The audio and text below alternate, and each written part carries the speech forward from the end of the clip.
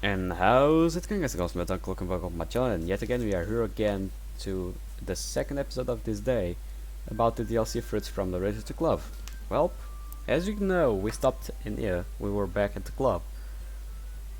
So yeah, let's see how it goes from now on. Alright, Monica turns and walks towards her desk as she walks both Yuri and Natsuki peers out from behind her.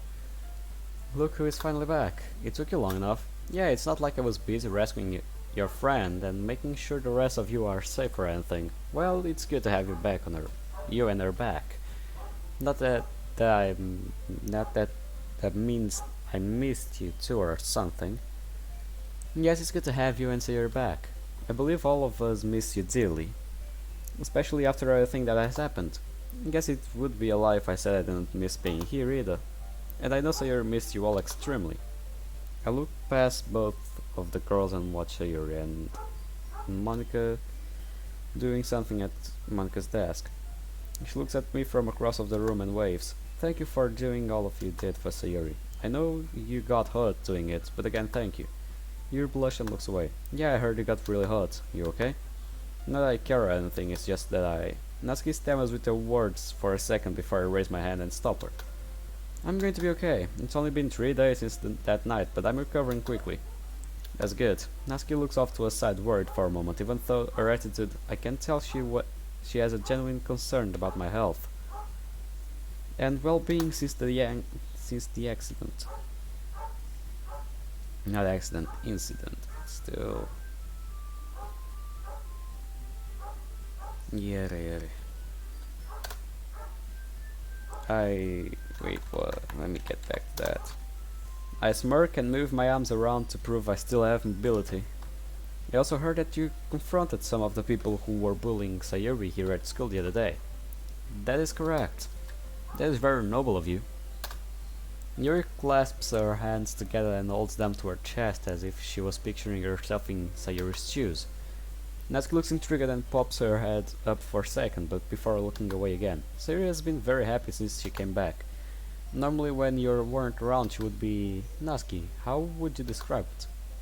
Well, she's always bright when you're around, but before you actually started coming to school here her brightness was dim. Natsuki makes quotes with her fingers. They're both referring to Sayori's depression, which has been hitting her hard recently until the kidnapping. I expected the depression to be worsened as a result of everything, because normally a person who suffers from depression would amplify the emotions they feel, twisting their mind to make them think they were the cause of what happened in general, thus making their depression worse. But I haven't seen Sayori like that at all lately. In fact, she has been especially bubbly and joyous. I don't know whether to be worried or happy. Better to just stay observant just in case. Yeah, I guess lately she has been a lot happier, which I would prefer to the alternative, don't you think? Both girls nod in agreement. Monica calls Yuri over to her, so she turns and shuffles away, leaving me and Natsuki at the front of the room. Natsuki looks at me hesitant before finally speaking and breaking the somewhat awkward silence between us. Listen, I'll make this quick because I don't want you to think I'm being too mushy or anything, but thank you for protecting my friend and getting her back to us safe and sound. You're a good friend and also a good boyfriend to her. I'm sorry for saying that you weren't. Natsuki looks away from me and seems hurt by her own words. I place a hand on her shoulder and turn her to face me. Look into her eyes. I understand that at the time you were upset. It's natural for someone to throw blame around when something like this happens, even when they don't want to or don't realize that they are. I accept your apology, Natsuki. Without saying another word, she closes her eyes and gives me a hug. Huh? What the hell are you doing? She squeezes me for a second and then releases me. Don't get any weird ideas. I just wanted to say you were a good friend, and I guess a hug was a good way of expressing that. I see. I pat her on the head gently and she recoils. Don't mess up my hair. It was already messed before I pat you. I chuckle devilishly to myself and she gently hits me on my good arm. It's good to have you back, dummy. Natsuki smiles and walks back to her desk. Sayori looks over and then walks up to me. Hey. Yo, Sayori, how are you doing? I'm doing fantastic today. So glad that you're back in the club. I never left. I just had to take care of stuff with Julia for the last of few days. Is everything okay? Yep, now I have the time to spend here at the club. Take my hand and begin to ruffle her hair with it. And with you. Stop it. Sarah's blushing face helps relieve the unease I've been feeling today. It's only been 3 days since I've arrived at the forest to save her. She has returned to staying at her house, and I am still at mine. But lately I haven't been at the club since Julia and I have been having regular meetups to discuss additional information. So far nothing really important has been undercover. But it looks as if the majority of the people who were involved are now in custody. And as a result of that I haven't seen Sarah much these last few days outside of the class. So I guess seeing her and being able to spend time with her here is a good thing. So, are you happy to be back? Of course, why wouldn't I be? I don't know. To be honest, I am only glad to be back here at the literature club. Word does go around the school, so now people know I had a hand in bringing Tyler back. To what extent, it still is a mystery to me. Which gives me the notoriety I don't really desire. Some other guys in my English class kept asking me questions about it. I didn't even offer much response to them. It slightly pissed me off that some people want into my business, like it's their own. But I guess it's just as easy as ignore them or blindside them with something different. Yes. After a day or so, though, everything calmed down. Sarah grabs onto my arm and gently pulls me to the other girls. Come on, let's start the club already, and we all can have fun. The other girls smile and get into their seats. Yeah, you have your own harem, don't you? The club went as normal. We all talked about different kinds of literature and poems and joked about Sayuri misunderstanding a word. Yuri and Natsuki tried their best to get Sayuri and I to talk about the cool things I did to save her. But thankfully Sayuri understands that it's the best we both stay quiet about what happened. She just kept her normal bubbly face and said something really corny like, hehe, he was my hero. In which the other girls would all "ah" and look directly at me. God dang it. Not going to lie, it felt a little weird to be put in that position. Right? And I hope to God it's the last time they look at me like that. But it won't be the last time. Not the first and not the last. But after each of us read poems to each other, I take a slip of paper out of my pocket and place it on the desk in front of me. Each of the girls look at me in a bewilderment, as if I just pulled a bar of gold out of my pocket. You wrote a poem? Of course I did. You did say that we were gonna read poems today, right? Yeah, because of what happened I didn't really expected you to bring one in. Surprise! Can't wait to read it. It's been a while since I've read one of your poems, I'm interested. Well, it can't be better than mine, so let's see. Well, this is a good poem. I can feel it, so yeah. Where this road has brought me. The road ahead of me was paved with dirt and gravel. Meandering through the bumps and gaps were my daily tribulations. But something changed along the way and the dirt turned to grass, the rocks turned to flowers. I attempted to deny this false pretense my mind beheld. But for some reason I didn't question it. I kept going. The clouds overhead dissipated and the sun shone down at me once more. It feels as if it was forever since I last saw it, but the road ahead has a stop in it. As I approached it, I saw her, the true embodiment of everything I was missing as a person. The closer I got, the more scared I became, but the better I felt. She sat down in a patch of grass, smiling at the world. When she saw me and I saw her, it all changed. Instead of turning away and scoffing like my past, she took my hands into hers and made the road ahead a road worth traveling. Yeah, no one is here, okay. She's by my side now, walking the same roads. How things end up this way, I will never know, but one thing I do know is where this world has brought me. Each of the girls looked stunned except for Sayuri. She looks off to the side, trying to hide her face, which is red as a cherry right now. Amazing. You did a very good job with the language. Oh, thank you. Sayuri scoots a chair close to me and wraps her arms around me. Ah, well, you're welcome. I'm glad you all liked it. I fold the paper back up and hand it to Sayuri, who takes it and holds it against the chest. Love it so much. It's a poem about me. Okay, everyone, I think that is going to be a good place to leave it for today. Natsuki and Yuri turn away and start back up their things. Monica looks at me and gives me a sneaky wink. Then looks to Sayuri. Sayuri looks back at me, and I can already predict what she's going to say. Hey, can we? Yes, we can walk home together. Well, why wouldn't we? She's your girlfriend, so why wouldn't you, right? Yeah, Monica gets up and starts to pack up her stuff as usual. Sayuri already seems to have gotten everything ready to leave. I grab my back up and sling one of the straps over my good shoulder and start toward the door with her. As she and I leave the room, she grasps my hand with hers and stays close to me. Let's go. We both meet our old spot and split up. Hey, do you want to hang out later? Don't see why not. Just gotta get something for Julia and then I'll head over. Okay, Sayuri beams and gives me a hug. Before I can even retaliate, she lets go and trots off toward her house. Watch her as she goes and then walks to my house. I toss my backpack onto one of my couch and grab a small manila envelope that was placed neatly on a small coffee table in the middle of my living room. It's labeled "Look" with a familiar neat and writing from a specific brunette I know. Yeah, we both know who she is. I take a seat on the couch and begin to open the envelope as I examine its contents. Wait. Back, okay.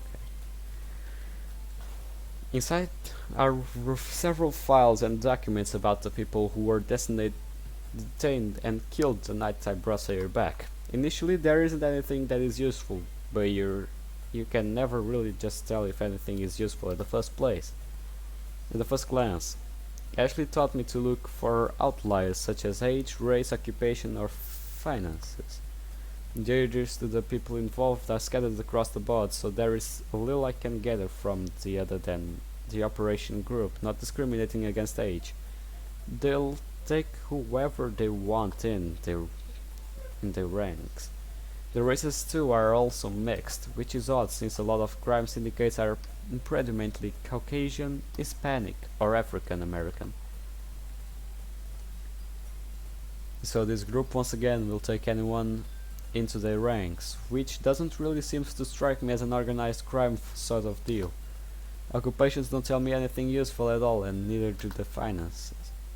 So our overall conclusion is that these people were hired to do the things they did, but by who? We don't know, and the police interrogations don't tell us anything useful either. Scowling to myself, I put documents into the envelope and slide it into my couch seats as temporary stash. My phone dings and it's the text from Sayuri. Hey, I'm gonna take a shower and clean up a bit before we come over. Sorry if I take a bit. Sayuri sends me one of her usual emoticons and I just offer an acknowledgement and put my phone back in my pocket. Leaning back into the couch, I wait for Julia to give me a call so we can discuss a few things, and it isn't long before she arrives at my door and invites herself in. I return the envelope to Julia, and we conclude that until one of the people in custody breaks out their boss, nothing else is provided is going to be useful. And with an irritated sig, I accept it and follow Julia outside. When outside, Julia and I continue to walk in her car for longer than I really expected or wanted us to. She gave me the normal run around that no one should know of how much involvement I had in the situation, and if possible deny any involvement completely. It's customary for agents of the company to not exist when things like this happen, which I am more in tune with. Since I am easily able to work in the shadows and disappear just as quickly as I appeared. When we finish our talk, the sun has started to go down and the night creeps up. Closing the door behind me, I grab a quick glass of water down from the faucet. I still haven't heard anything from Sawyer since he messaged me earlier. A small twinge of uncertainty starts to envelop me and makes me feel like I should go check on her. I mean, I am done with Julia anyway. Putting the glass away in the cupboard, I exit the front door and start walking to Sayuri's house. Walking into her house, all of the lights downstairs are off. It takes a second for my eyes to adjust, but something just feels off. To be safe, I decide not to call out for her and just go to her room. Quietly sculling up the stairs, I finally reach Sayuri's bedroom. The door is closed and the lights inside is on. Press my index and middle fingers against the top of the doorknob. It's cold, so no one has touched it recently. Sayuri said she was going to take a shower earlier, so I quietly turn and head to her bathroom.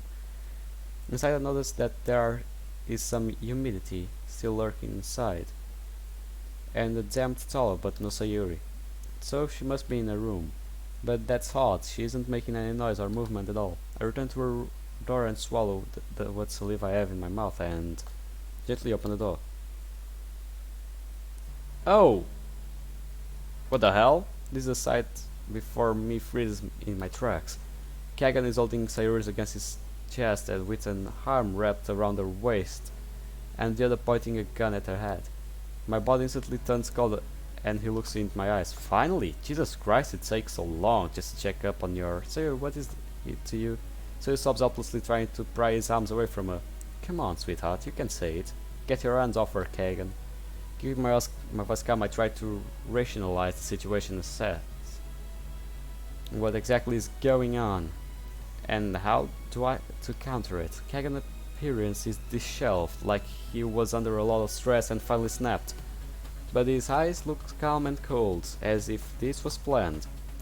He has a couple of scratches on his arms, no doubt from Sayuri trying to get out of his chokehold. He holds what looks to be a generic 9mm handgun, his finger already on the trigger, ready to fire. No, I don't think I will. You don't control what happens anymore. I do. Kagan, if you hurt, I swear to God I'll make you suffer a fate worse than death. At this point, what are you going to do? I have a gun and I'll do what I want with it. I don't offer a response and just slowly pace to the left side of the room. Kagan shifts him and Sayuri so they are constantly facing me head on. I can't get an angle on either of one of them. I want you to stay back against the wall right there. He nods to the wall that has Sayuri calendar posted on it. I slowly comply and get close to the wall. Sayuri makes eye contact with me, tears trailing down her panicked face. Immense anger taking over me, I try my best to remain calm and collected. The gun that Kagan holds doesn't look like it was a modified. It has a modified trigger system, so if I can figure out what type of handgun he has, I can determine the pressure needed to discharge a round. I can't risk doing anything if it would mean Sayuri gets hurt. Damn it, what do? I raise both of my hands outwards around my waist to show Kagan I do not have anything in my hands. I was trained to this to show that I'm not as much as a threat to the aggressor as he hits me. It also makes them feel like they are in more control to the situation. Why are you here, Kagan? What does it look like? It looks like you're just setting yourself up for failure here. Failure? Ha ha ha ha. Failure? I've already won. Won what exactly? Ever since you came here, you have ruined everything I have had planned. Planned? So you mean everything was planned to circumvent you? If you had not shown up wait, what? If you had not shown up that night I looked through Sayuri's bedroom window, none of this would have happened. So it was a plan since that? Ha! You got involved in something you really shouldn't have. You are the reason of all this happened. Someone like you really shouldn't be around girls like Sayuri. She's sweet, caring and trusting. But you have the eyes of a killer, the demeanor of a man who knows only to harm and not to heal. You were better off a loner in school, minding it to yourself and remaining the weirdo that we all initially thought you were. So you mean to say that because I stopped your perverted peep session, you caused everything to happen? For a lack of better terms, yes. So the kidnapping planned by you, kind of, yeah. People will do almost anything if you promise them that what they want. So you purposely hurt the girl you desired. Sometimes you have to do what is necessary to justify your means. You're a smart guy, you understand this, hey? I don't see how hurting an innocent girl when your problems are with me would justify any of the atrocities you have committed. You paid people to bully Sayuri so you could stand up against them and protect her, guilty as charged. But that is nothing compared to what you have done. In the last 24 hours, how many people have you killed? Oh yeah, I know. It was the one I was the one organizing all of it, dumbass. Surprise, you son of a bitch. Oh, getting a little mean now, huh? How could you betray through all of this? I've caused too much troubles for me to just let this go. People at school talk about how much of a hero you are, but how you saved Sayuri from hell and how you were her angel. God, that should have been me. Let me guess, you planned to save Sayuri from the kidnappers just like your original plan with the bullies. Now you're catching on. It's easy to win girls' heart over if you save her so stoically. And it was going swimmingly until you showed up and ruined it all. Sorry to rain on your parade there, Kagan. Shut the fuck up. I don't want to hear your smart ass mouth right now. Please, Kagan, shut up, Sayuri. I'm a little busy dealing with a cockroach that has been bothering me. He presses the barrel of the gun to Sayuri's temple, and my stress immediately skyrockets. So you decided that after I ruined all of your plans, you were just gonna pull a stunt like this? What exactly do you think something as genius as this will accomplish in the end? Get on your knees and beg me to keep Sayuri alive. Oh please, Mr. Gunman, please don't hurt my girlfriend. I make a mocking tone with my voice and do a slightly jazz on hands to add insult to injury. Do you think I'm joking? At this point I just want you dead. With you gone, my life will be so much easier. The same could be said about you. But I bow to no man, especially one with my girlfriend held hostage.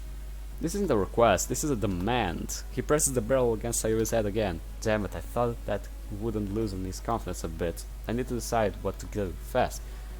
I could comply with his demands, but I have my handgun, which is holstered in the small of my back around my waist, and I could go for it. What do? Grab the handgun, comply with Kagan. I'll save because I wanted to know what happens. If I do something wrong, it's death. But still. Grab the handgun. I decide that I'm going to need to grab my weapon. Kagan, do you really think this is smart? I mean, you were on the right track when you asked me earlier. How many of your men were in the forest? How many thought the same thing as you when they faced me? And how many of them died by my hands? All because they hurt Sayuri. And guess what position you are in now, Kagan?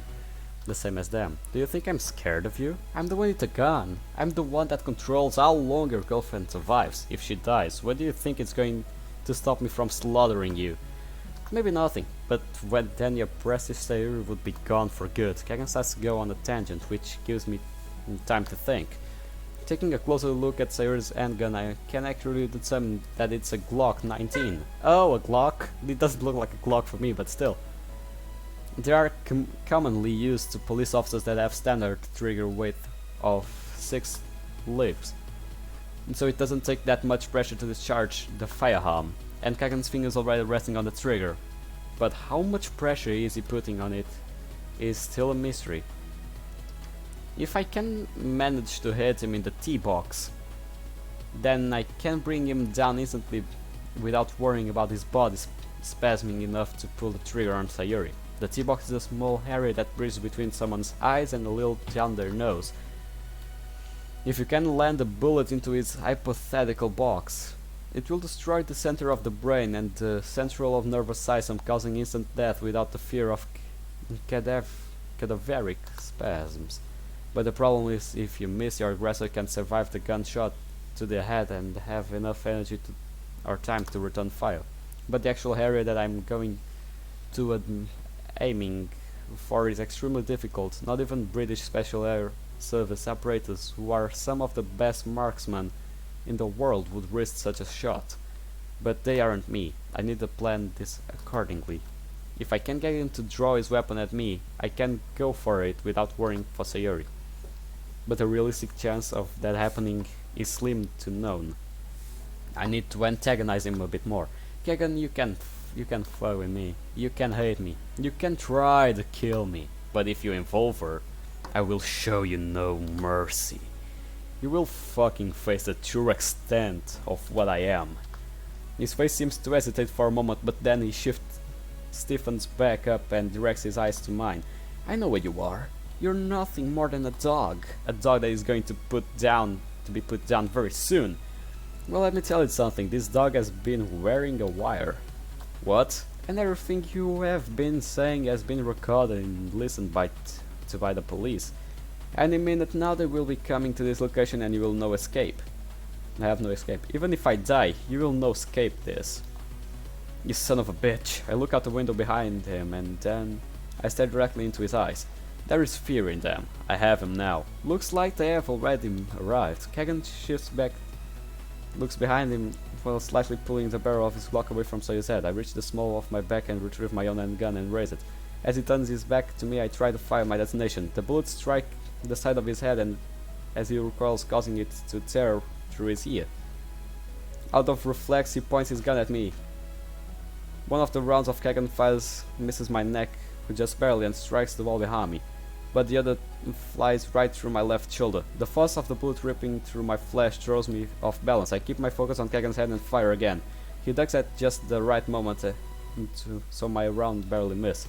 I run up to both Kagan and Sayuri and slam the butt of my hand against Kagan's hand, causing him to scream and release Sayuri. Take my free hand and ignoring the pain from its shoulder, I throw Sayuri to the ground away from Kagan. Wrapping my left arm around Kagan's right, I try to keep his gun from tagging any part of my body. He grabs my right hand and with his left trying to do the same thing as I. We struggle for a moment as Sayuri screams on the ground. 2 rounds pass through my stomach, sending me into immediate shock of nausea. Shit, I'm hit again. I need to get this gun away from him. And there is the only way I can do that. I pull my left arm in giving Kagan control of his gun again. I extend my right arm out as far as I can and bring my hand down to his collarbone.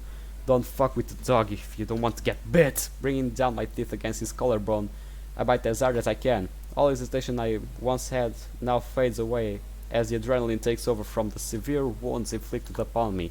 His skin tears as my teeth sink deeper until I make physical contact with his bone, but I continue to apply pressure. Ah, what the hell? I feel him thunder around with his gun and shove my knee against his armpit. He grunts, but out of the corner of my eye I see the Glock still in his hand.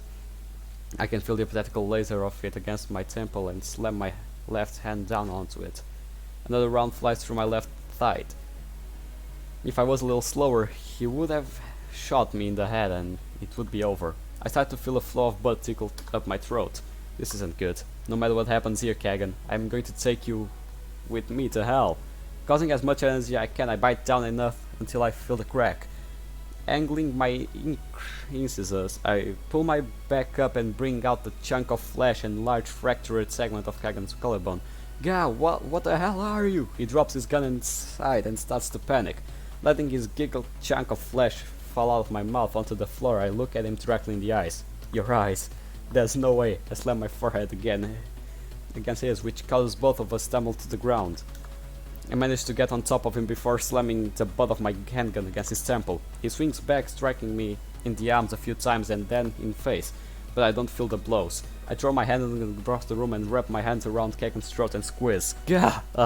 Get off me, you freak! His face starts to turn blue as I squeeze tighter and tighter against his windpipe. The squeaks he makes as his last breath exits his lungs only agitated me further. You hurt Sayuri. You ruined the only piece that I wanted. And you threatened me like you own me. You don't own me, Kagan. It's funny how you said I was a dog earlier, but you're the one pleading with me as you lie like a dog. It's a dog-eat-dog world, Kagan, and only the strongest survive. He grips on my arms quickly considerably and he turns his head to Sayuri. The blood that is pouring out of my stomach, mouth tight and arm are starting to make me feel dizzy. A tear rolls out from his eyes as he stops moving completely. His arms fall limp and drop to the ground. Releasing the grip of Sky's corpse, I let myself come down. Sayuri still sits up and continues to cry into her hands. I raise myself off his body and feel extremely dizziness overcome me. I can't stand up. I don't have the strength to roll myself off Kagan's body towards the middle of the room. I turn my head to Sayuri. Hey, she crawls over and places my head in her lap. The adrenaline starts to wear off and my wounds begin to sting. And oh dear god, do they sting. Sayuri dials 911 on her phone and holds it to her ear. After a few minutes, Sayuri ends the call and gently rubs my hair on her hand. It will be okay, the paramedics are coming to help, Sayuri. Yeah? Raising my good hand up near my chest, grasping her hand and intertwine our fingers. You're a strong girl, huh? I want you to stay a strong girl. It's getting hard to breathe. The blood in my throat and mouth does make it hard to breathe and swallow, but it's not enough to asphyxiate me. But internally bleeding and severe organ damage are evident. I see, if he dies then the other way around would be better. I will be a strong girl, but I need you with me. You can't leave me. I'll be okay. It doesn't hurt anymore. It doesn't? No, so don't worry. Look, there is something I want to tell you. What is it? Thank you for putting up with me all of this time. I know I haven't been the most normal person around you, but that is because you really made me happy and I knew I could rely on you. And when you joined the Literature Club, I had reasons to get out of bed in the morning. I love you, Sayuri. I'm the one who should be thanking you. You've helped me realize that I don't need to be alone. You introduced me to your friends and they became mine. I finally had a reason to stay involved. Sayuri, I love you too. The pain finally begins to numb completely. I look into Sayuri's eyes one last time. Strange, I can't feel anything else but a tear that rolls down my cheek. You won't die now, will you? Hey, hey! No. Bad ending? No. Bad ending, ma'am. I know. Just need a minute to process. Understand. Are you sure that? Yes, ma'am. He was pronounced dead at the scene. God damn it. Rest my face in my hands and fight the sting in my eyes. Miyuki, my assistant, walks over to my side and places her hand on my shoulder. The sudden news of Luki's death hits me harder than anything I've ever experienced.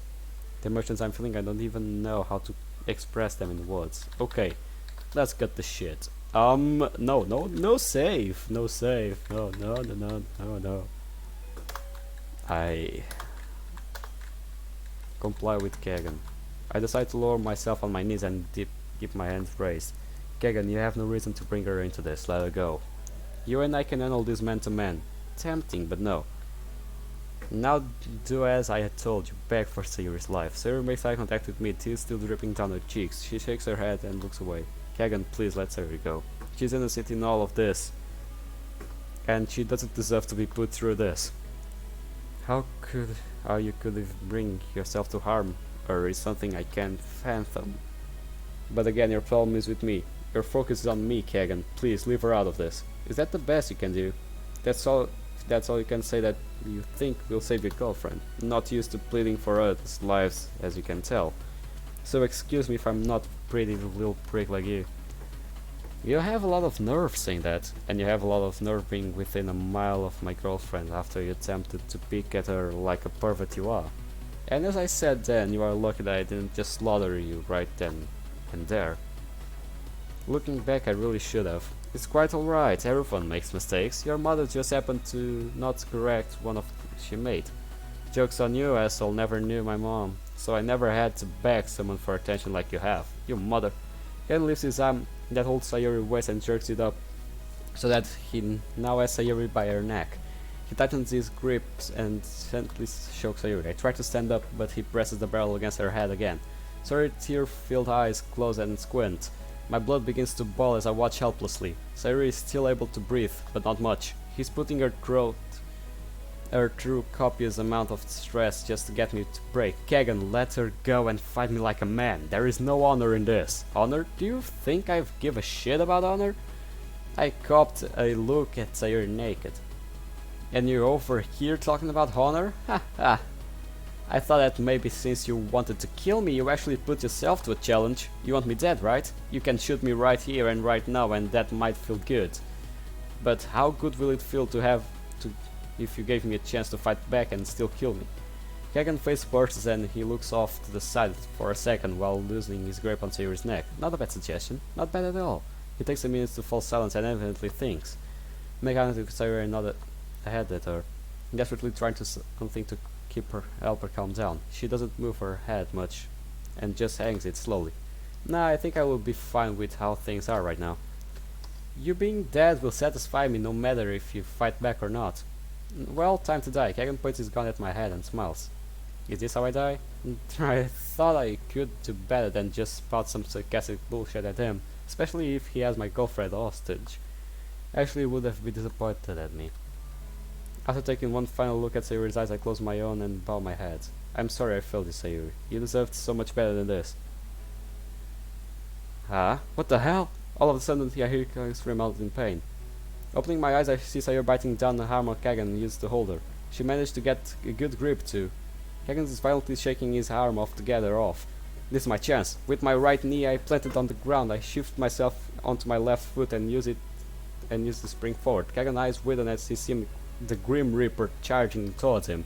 Grab my hand around Sayuri's right wrist, which he is holding the gun. Using my other hand, I reach between him and Sayuri and pull Sayuri away. Next, I grab onto the top of his head and grip some of her hair and push him back into the window. Get off me! We both stand there for a moment. My left hand is still focusing on the gun on his hand. My right is still pressing his head against the window. He starts to swing back, hitting me in the face a few times, but failing in losing my iron grip on him. Not letting you get away, Kagan. I told you, if you bring her into this, you will suffer. And I'm not a dog, I'm a lion. And you've entered my pen. We swing once more and make contact with my right temple, temporarily stunning him, but my grip on him doesn't loosen. You and your bitch of a girlfriend are going to pay for this. You can call me bitch, but you will not call her one. I pull his head toward me with the hand and gripping his hair and slam him back onto the window. The window breaks under the pressure of the glass shadows everywhere. Gah! Hey, Sayuri screams my name and Kagan manages to point the gun at me. I pivot my hip and shove my knee into his ribcage, meets me right side. Out of reflex, he starts coughing and drops the gun. My gun! He lifts his head back up and from outside the window and practically growls at me. But I take the hand that is holding his head and slam it back down against the shattered glass rim of the window. Kagan screams in agony. I can feel the razor-sharp glass shards tear into the back of his skull.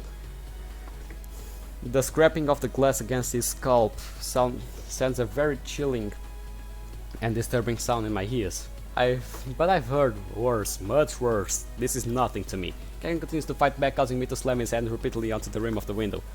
Hey, watch out! Out of the corner of my eye, I see a bloody hand with a sharp shard of glass swing toward my duck. I duck my head just in time as a sharp piece of glass makes contact with my arm.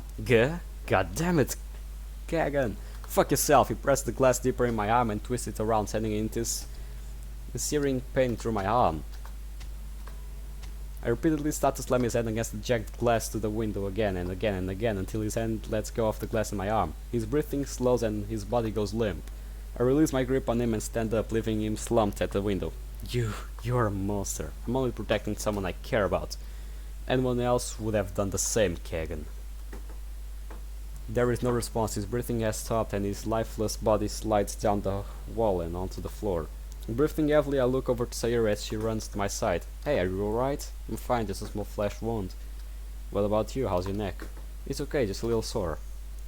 I want you to call 911 and get the paramedics here. Shouldn't we remove the sharp glass into your arm first? No, that isn't a good idea. If we remove it, it will tear through more muscle and the way out and cause me to bleed even more. Gross, I'm sorry. It's fine. Sayuri retrieves her phone and begins to call for help. Yeah, this is a much better ending than I would suppose. When you have to protect someone that you love, you will stop at nothing to assure your safety. This is a better ending than the other one. We died. But we got to kill him as well. You will stop at nothing to assure your safety. You will go to lands you thought you would never be able to go. And all you will want is to see their smile again. And an important woman told me that once, and I never understood it until now.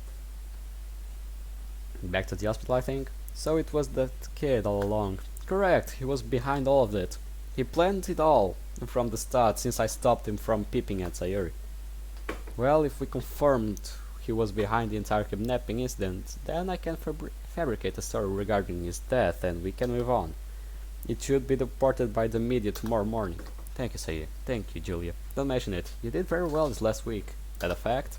Now, don't start getting too cocky. I just made It just made me think of a conversation I had with Ashley a while ago.